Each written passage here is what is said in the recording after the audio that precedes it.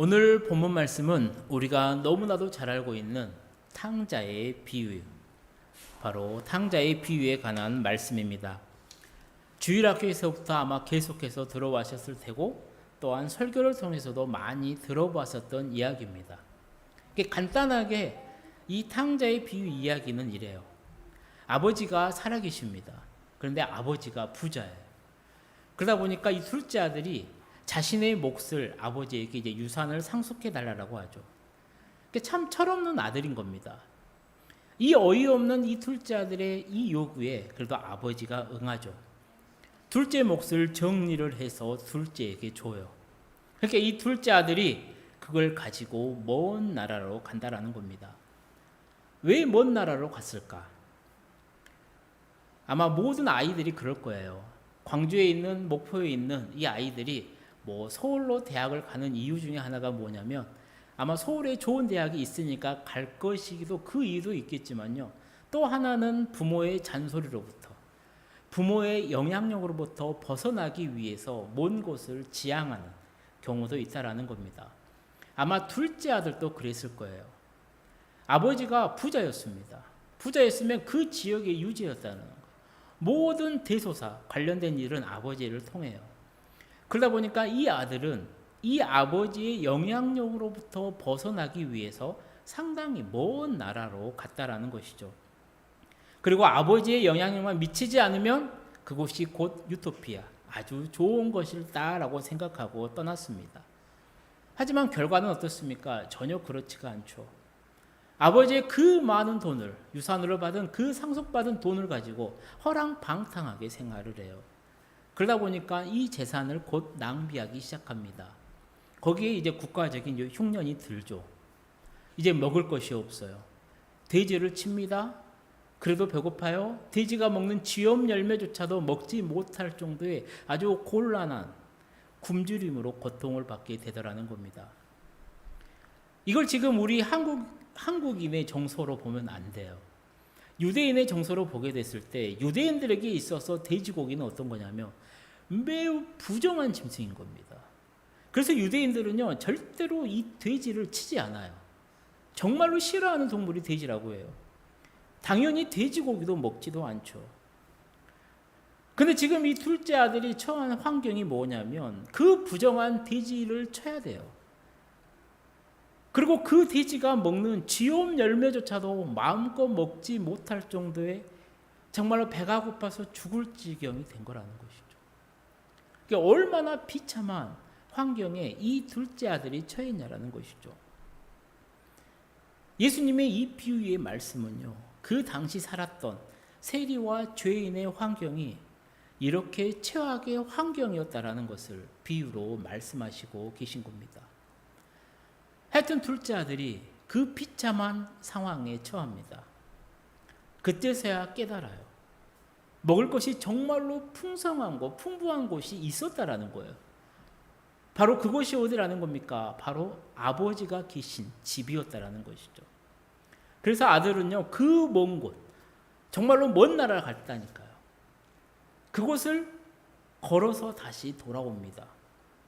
목숨만 걸고 아버지만 생각하고 그 먼 길을 왔을 거예요.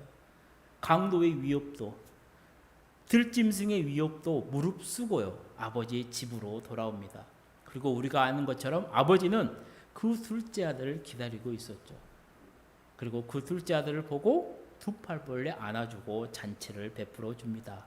사랑하는 성도님들, 이것은 아버지의 집에 돌아왔을 때만 누릴 수 있는 복이라는 겁니다. 그러니까 우리는 하나님을 떠나서는 망할 수밖에 없고 하나님 안에서 살 때만 우리는 생명을 얻고 살 수 있다라는 것이죠.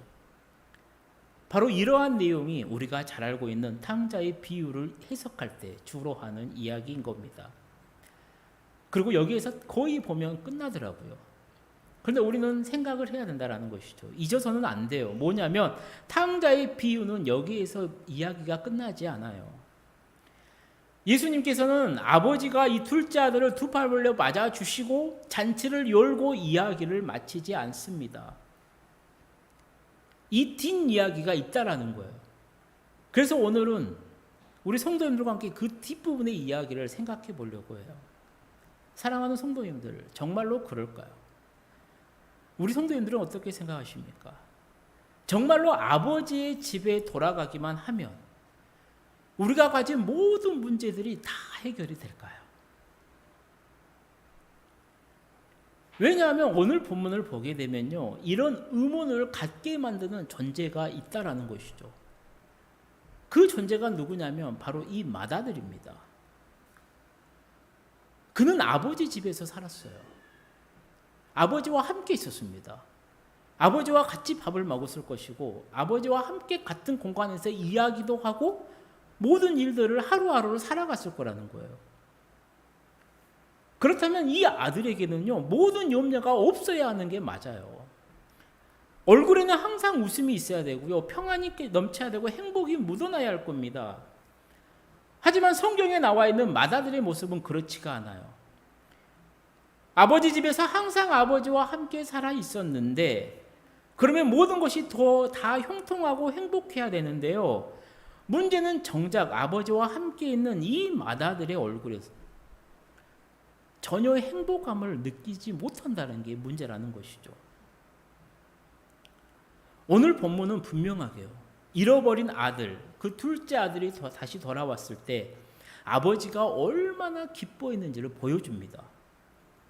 그리고 실제로 누가복음 15장은 전체가 어떻게 됐냐면 잃어버렸던 것을 다시 찾은 그 주인의 기쁨을 이야기하는 비유의 말씀들로 구성되어 있죠. 왜 예수님은 이 비유를 하셨느냐? 누가복음 15장 그 말씀의 소론을 우리가 한번 생각을 해봐야 돼요. 우리 누가복음 15장 1절에서 3절 말씀을 함께 읽어보도록 하겠습니다. 모든 세리와 죄인들이 말씀을 들으러 가까이 나아오니 바리새인과 서기관들이 수군거려 이르되 이 사람이 죄인을 영접하고 음식을 같이 먹는다 하더라. 예수께서 그들에게 이 비유로 이르시되 아멘. 그러니까 예수님께서 누가복음 15장에서요, 세 가지의 비유를 말씀을 하세요. 그 말씀을 하신 이유가 뭐냐면 당시 서기관들과 이 바리새인들이 자신들의 눈에, 자신들이 보기에 정말로 가치 없는 사람들이 있어요. 돼지를 쳤고 돼지 지옥 열매족찬을 마음껏 먹을지 못했던 둘째 아들, 즉 그 죄인과 세리들, 자신들의 눈으로 봤을 때는 정말로 가치 없는 그 사람들이 예수님께 말씀을 들으러 나오는 것을 보고 이들이 수군거리더라는 겁니다. 그래서 예수님께서 이 비유를 들어 말씀하는 거예요. 바리새인들과 세리관들, 서기관들에게.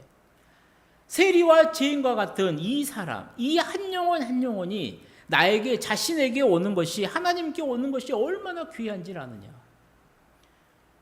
그리고 그런 영혼을 하나하나 찾아내는 것이 얼마나 귀한지를 아냐고, 그걸 알려주기 위해서 세 가지의 비유를 들어 말씀을 하십니다. 그래서 1절부터 7절을 보게 되면요, 잃은 양에 대한 비유를 말씀을 하세요. 그리고 8절에서 10절까지는요, 잃어버린 드라크마의 비유를 말씀하시고 마지막으로 탕자의 비유를 들어 말씀을 하십니다. 앞에 두 비유, 잃어버렸던 양 한 마리를 찾고 기뻐하는 주인, 또 잃어버렸던 한 드라크마를 찾고 기뻐했었던 그 여인을 설명하시면서요, 죄인 한 사람이 회개하면 하늘에서는 엄청난 기쁨이 된다는 것, 거기에 초점을 맞추어서 말씀을 하세요. 그런데 오늘 본문의 탕자의 비유는요, 앞에 두 비유와는 조금 다른 문제를 하나 더 다루고 있다는 것이죠. 그 문제가 뭐냐면 바로 돌아온 동생을 못마땅하게 여기는 그 마다들이 존재하더라는 겁니다. 오늘 본문을 보게 되면요, 마다들은 아버지에 대해서 정말로 강한 불신을 드러내고 있어요. 사랑하는 성도님들, 이 마다들이 불만을 표현하게 만든 직접적인 원인이 무엇입니까? 우리 오늘 본문 27절 말씀을 함께 읽어보도록 하겠습니다. 대답하되 당신의 동생이 돌아왔음에 당신의 아버지가 건강한 그를 다시 맞아들이게 됨으로 인하여 살찐 송아지를 잡았나이다 하니 아멘. 이해가 되기는 하죠. 감히 아버지가 살아있는데요, 그때 유산을 달라는 것은 뭐냐면 아버지가 죽었을 때만 가능한다라는 거예요. 그러니까 둘째 아들이 살아있는 아버지에게 자신의 몫을, 분깃을 달라고 한 것은 뭐냐면 자신에게는 아버지는 이미 죽었다라는 겁니다. 감히 아버지에게 그렇게 말을 했어요. 그래서 유산을 받았어요. 그리고 떠났습니다. 그러면 잘 살아야죠. 그러면 잘 살아야죠. 이제 연락 끊고 우리는 안 보면 돼요. 그런데 가져갔던 그 많은 돈은 다 탕진했습니다. 그런데 이 동생이 염치 없이 살아서 다시 돌아왔네요, 집으로. 아버지는 야단을 치고 쫓아내야 되는데요. 그러기는커녕 살찐 송아지를 잡아서 잔치를 벌인다라는 겁니다. 이 사실이 이 맏아들에게는 정말로 받아들일 수가 없는 그러한 문제였다라는 것이죠. 그래서 맏아들이요, 자신의 아버지에게 자신의 불만을 이야기를 합니다. 우리 29절에서 30절 말씀 함께 읽어보도록 하겠습니다. 내가 여러 해 아버지를 섬겨 명을 어김이 없거늘 내게는 염소 새끼라도 주어 나와 내 벗으로 즐기게 하신 일이 없더니 아버지의 살림을 창녀들과 함께 삼켜버린 이 아들이 돌아오매 이를 위하여 살찐 송아지를 잡으셨나이다. 아멘. 이 맏아들의 불만은요, 크게 두 가지예요. 하나는 자신에 관한 것, 하나는 동생에 관한 것입니다. 먼저 자신에 대한 것은 어떤 겁니까? 불만이. 자기는 이렇게 아버지를 모시고 여러 해 살았다라는 거예요. 그러면서 아버지의 말을 한 번도 어긴 적이 없다라는 겁니다. 그런 나에게는 염소 새끼 한 마리, 염소 하나 줘서 너 고생했으니까 내가 네 노고를 아니까 네 친구들과 가서 좀 즐겨라, 며칠 좀 쉬어라라고 해본 적이 한 번도 없다라는 거예요. 동생에 관한 불만은 뭐예요? 가진 돈을 허랑방탕에 다 썼다라는 거예요. 정말로 안 좋게 그냥 창녀들과 어울려서 아버지 재산을 다 삼켜버렸다는. 근데 그 동생이 오니까 그를 위해서는 살찐 송아지도 잡아 주었다라는 것이죠. 그러면서 얼마나 화가 났으면요, 자기 동생이라고 하지도 않아요. 성경을 보면요, 이 아들이라고 맏아들이 표현하더라는 겁니다. 여기에 대한 아버지의 대답이 무엇입니까? 우리가 잘 알고 있는 대답이죠. 우리 본문 31절, 32절 말씀을 함께 읽어보도록 하겠습니다. 아버지가 이르되 예 너는 항상 나와 함께 있으니 내 것이 다 내 것이로되 이 내 동생은 죽었다가 살아났으며 내가 잃었다가 얻었기로 우리가 즐거워하고 기뻐하는 것이 마땅하다 아니라. 아멘. 아버지가 아들에게 말을 해요. 야, 내 것이 다 네 것 아니냐. 아버지의 말을 보면요, 아버지는 되도록이면 공평하게 하려고 합니다. 그리고 아버지는 이 맏아들도 사랑하고 있음을 이 아버지의 말에서 우리는 느낄 수가 있다는 것이죠. 그렇게 어떻게 보면 이 상황은요, 아버지의 입장에서도 자신의 마음을 알아주지 못하는 그 맏아들이 야속하고 섭섭할 수도 있는 상황이라는 겁니다. 사랑하는 성도님들, 정말로 아버지를 사랑하고 신뢰하는 사람들에게는요, 두 가지의 공통적인 특징이 있다라고 해요. 하나는 뭐냐면요, 아버지의 마음을 갖는다라는 거예요. 흔히 우리가 하는 말이 있잖아요. 자식을 낳아봐야 비로소 부모님을 이해할 수 있게 된다라고. 이게 부모님의 마음은 자신이 부모가 되어보기 전까지는 헤아릴 수가 없다라는 겁니다. 그리고 또 다른 특징이 무엇이냐면 아버지의 계획과 그 결정을 신뢰하고 따른다라는 거예요. 저는 아버지께 효도합니다. 저는 아버지께 뭐 합니다 라고 큰 소리는 칠 수 있어요. 남들은 와 박수 칠 수 있을지는 모르겠어요. 아버지 앞에서는, 사람들 앞에서는 입으로 그렇게 말을 할지는 모르지만 아버지의 생각과 결정과 행동을 신뢰하지 못한다면요, 그것은 아버지를 무시하는 것과 같다라는 겁니다. 오늘 본문 탕자의 비유는요, 분명합니다.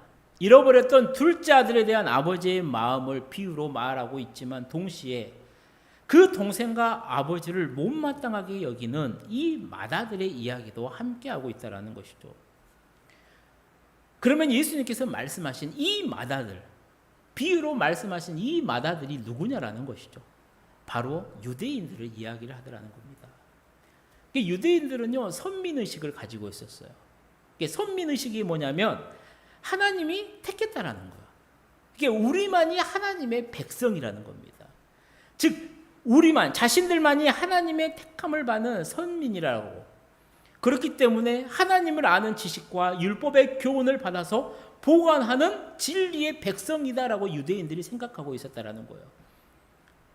로마서를 보게 되면요, 바울이 이렇게 말해요. 우리 로마서 2장 17절 18절 말씀 읽어보겠습니다.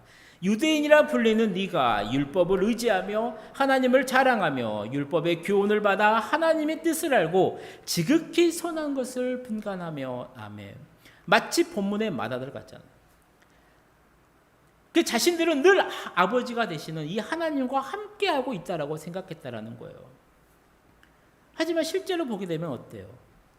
그들의 입은요, 자신들이 하나님의 택한 백성, 하나님의 자녀다라고 말은 해요.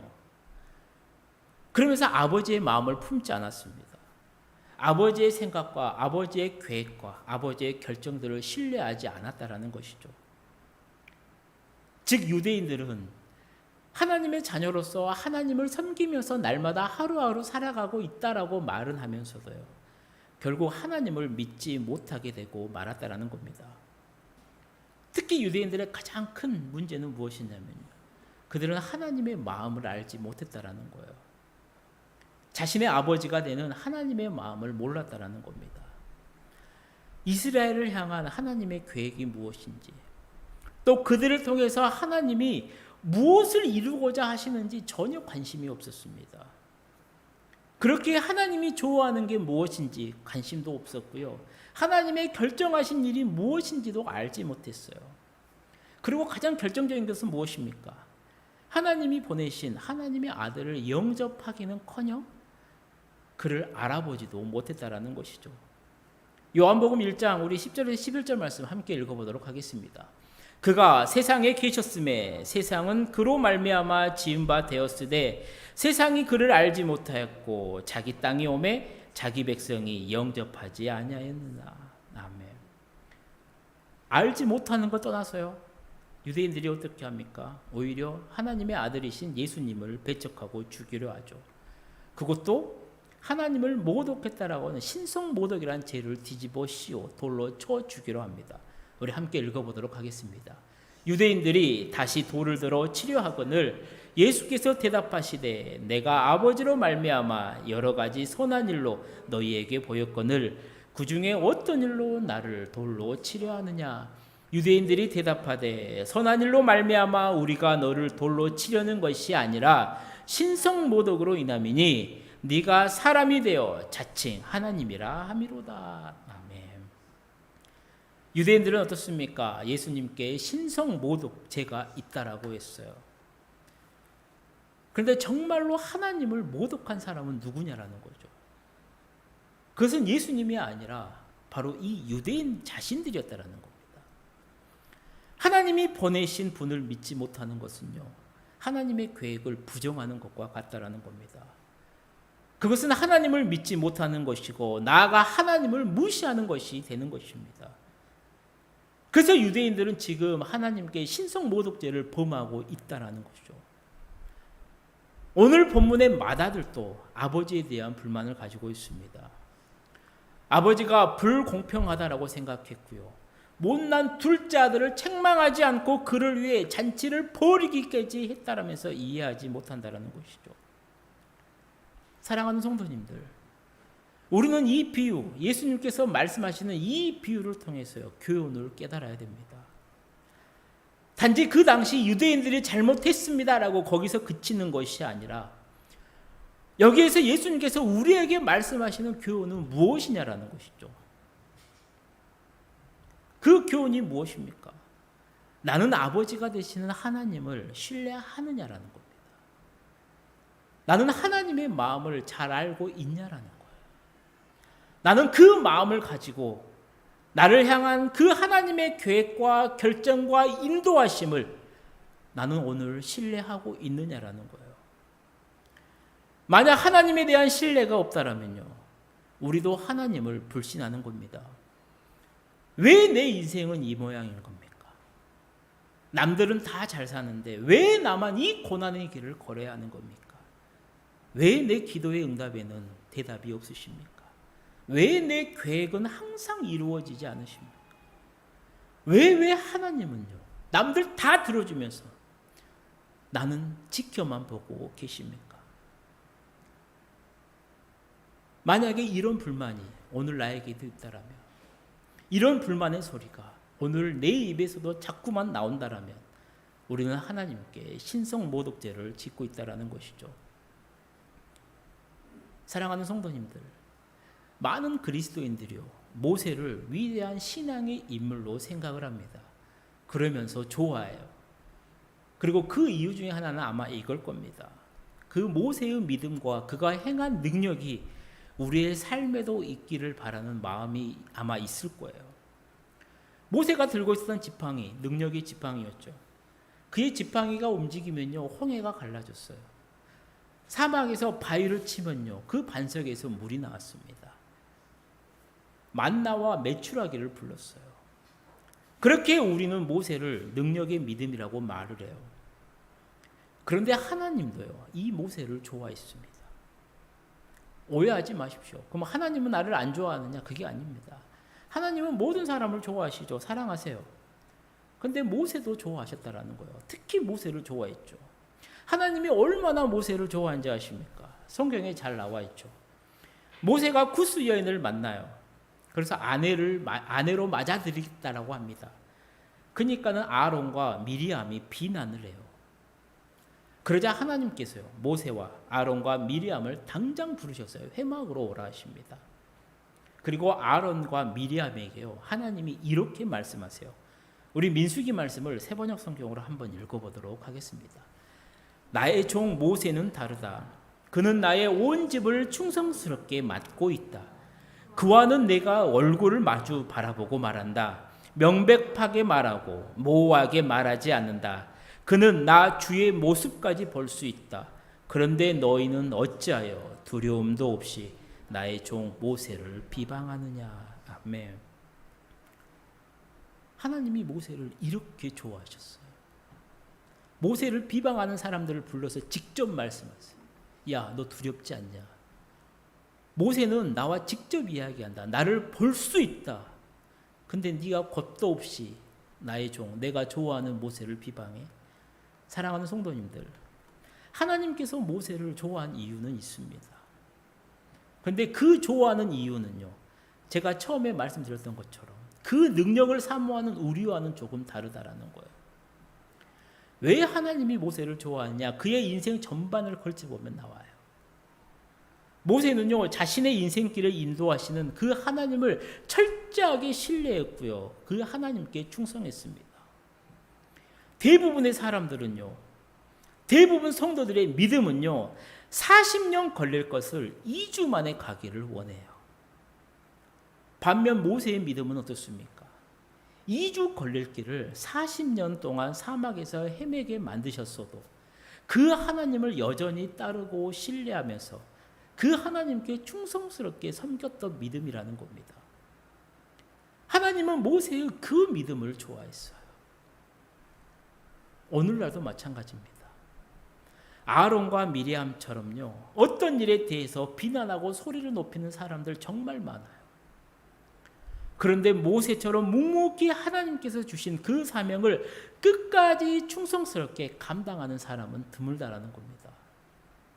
그리고 하나님은요 그런 모세를 좋아하셨다라는 것이죠. 사랑하는 성도님들, 오늘 아침 우리가 하나님을 사랑한다라면, 그리고 하나님이 우리의 아버지가 되신다라고 한다라면요, 우리는 그 하나님의 마음을 깨닫고요, 그 마음을 품어야 되고요, 하나님의 계획과 그 결정을 신뢰해야 된다라는 겁니다. 만약 우리가 하나님의 인도하심에 대해 의심을 품거나 불만을 갖는다라면 그것은 하나님을 무시하고 모독하는 것이 되고 만다라는 것이죠. 그리고 오래전 유대인들이 범했던 못된 죄, 바리새인들이 범했던 그 죄를 오늘 우리가 똑같이 짓고 있는 것이 된다라는 겁니다. 반드시 기억하십시오. 하나님은 자녀인 우리를 향해 당신의 선한 계획을 갖고 계십니다. 아버지로서 정말로 끔찍히 사랑하는 자녀들이 잘못되는 길을 계획하는 아버지는 없다라는 겁니다. 우리를 향한 아버지의 선한 계획이 반드시 있다라는 거예요. 그리고 오늘 또 하나님은 그 계획대로 우리를 인도해 주고 계신다라는 겁니다. 그런데 그 길이 때로는 우리의 생각과 다른 길로 인도하고요. 때로는 우리가 전혀 생각지도 않은 길로 우리를 이끄십니다. 때로는 우리가 원하지 않는 길, 아니 어쩌면 너무나도 가기 싫은 그 길로 우리를 내몰기도 하더라는 겁니다. 그럴 때 우리는 어떤 마음을 가져야 되냐라는 거예요. 그럴 때도 하나님을 신뢰할 수 있습니까? 그럴 때도 나보다 뛰어나시고 앞서가시는 그 하나님을 믿고 따를 수 있으십니까? 우리 예레미야 29장 말씀을 함께 읽어보도록 하겠습니다. 여호와께서 이와 같이 말씀하시니라. 바벨론에서 70년 남 내가 너희를 돌보고 나의 선한 말을 너희에게 성취하여 너희를 이곳으로 돌아오게 하리라. 여호와의 말씀이니라. 너희를 향한 나의 생각을 내가 아나니 평안이요 재앙이 아니니라. 너희에게 미래와 희망을 주는 것이니라. 너희가 내게 부르짖으며 내게 와서 기도하면 내가 너희들의 기도를 들을 것이요 너희가 온 마음으로 나를 구하면 나를 찾을 것이요 나를 만나리라. 아멘. 이 말씀은 남유다가 망할 때요 예레미야를 통해서 주신 약속의 말씀입니다. 나라가 망하는 그 절망적인 순간에도요 하나님은 당신의 계획이 재앙이 아니라 평안이며 미래에 대한 희망을 주는 것이다 라고 말씀을 하십니다. 사랑하는 성도님들, 이 말씀은 그냥 평안할 때 주신 말씀이 아닌 거예요. 절망의 순간에 주신 말씀입니다. 우리 인생을 통틀어서 최악의 순간에 하나님께서 주신 말씀이에요. 그래서 의미가 더 크게 다가오잖아요. 그런데 이 말씀을 평안으로 받아들이기, 하나님의 계획과 인도하신 섭리로 받아들이기가 쉽지만은 않습니다. 자동으로 되는 것이 아니에요. 분명히 하나님은 평안과 희망을 주는 말씀이긴 하지만요. 그것을 나의 삶의 평안과 희망으로 경험할 수 있는 사람은 누구냐면 하나님께 부르짖으며 기도하는 사람이라는 겁니다. 온 마음으로 하나님을 구하며 찾는 사람, 바로 그 사람을 하나님은 그 순간에 만나 주신다라는 것이죠. 사랑하는 성도님들, 오늘 아침에 꼭 기억하십시오.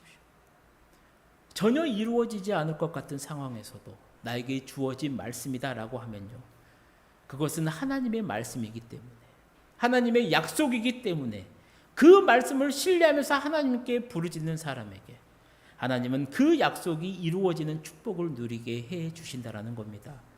그리고 하나님은 그런 사람을 좋아하십니다. 그런데 우리는 어떻습니까? 내 뜻과 하나님의 뜻이 다른 것 같을 때 하나님의 뜻보다는요 다른 길을 가기를 원할 때가 많다라는 겁니다. 하나님의 자녀가 마땅히 가야 하는 바른 길, 하나님이 나에게 가기를 원하시는 그 길이 아니라 내가 원하는 길로 가려 할 때가 많다라는 것이죠. 그런데 그 길을 보게 되면요 꼭 많은 부분이 세상 사람들이 좋아하는 길입니다. 그 길은 세상의 안락과 풍요의 길입니다. 세속적인 성공과 똑같은 길이라는 거예요. 그리고 그 길로 평생 잘 가는 것을 우리는 복된 삶이라고 여깁니다. 그리고 하나님을 잘 믿으면 하나님은 우리를 그 길로 인도해 주실 것이다 라고 생각하더라는 것입니다. 하지만 그것은요 유대인들이 생각했었던 잘못된 생각이라는 겁니다. 우리가 하나님이 바라시는 그 자녀의 길을 벗어나 세상의 풍요의 그 길을 가기를 원한다면요 그것은 하나님의 계획을 무시하시는 거고 하나님을 모독하는 행위가 되더라는 것입니다. 오늘 본문 탕자의 비유에서 맏아들의 문제가 바로 그것이었습니다. 그는 아버지와 함께 항상 있으면서도요 전혀 행복해하지 않았어요. 그리고 그 이유가 무엇입니까? 바로 아버지의 마음을 알지 못했기 때문이라는 겁니다. 그래서 탕자의 비유에서 탕자는 사실상 둘째가 아니라 맏아들이라는 것이죠. 이제 말씀을 마치려고 합니다. 사랑하는 성도님들, 하나님은 당신의 자녀들이 가야 하는 길을 계획하고 계십니다. 그리고 그 길이 어떤 길이냐? 하나님은 분명하게 말씀하시죠. 우리 마태복음 7장 말씀 함께 읽어보도록 하겠습니다. 좁은 문으로 들어가라. 멸망으로 인도하는 문은 크고 그 길이 넓어 그리로 들어가는 자가 많고 생명으로 인도하는 문은 좁고 길이 협착하여 찾는 자가 적음이라. 아멘. 그렇습니다. 하나님은 하나님의 자녀인 우리가 예수님의 말씀대로 좁은 문으로 들어가기를 바라신다라는 겁니다. 왜 자기를 부인하고 자기 십자가를 지고 따르라고 하십니까? 바로 그 길이 구원의 길이기 때문이라는 겁니다. 왜 그렇게 좁은 문으로 들어가라고 말씀하십니까?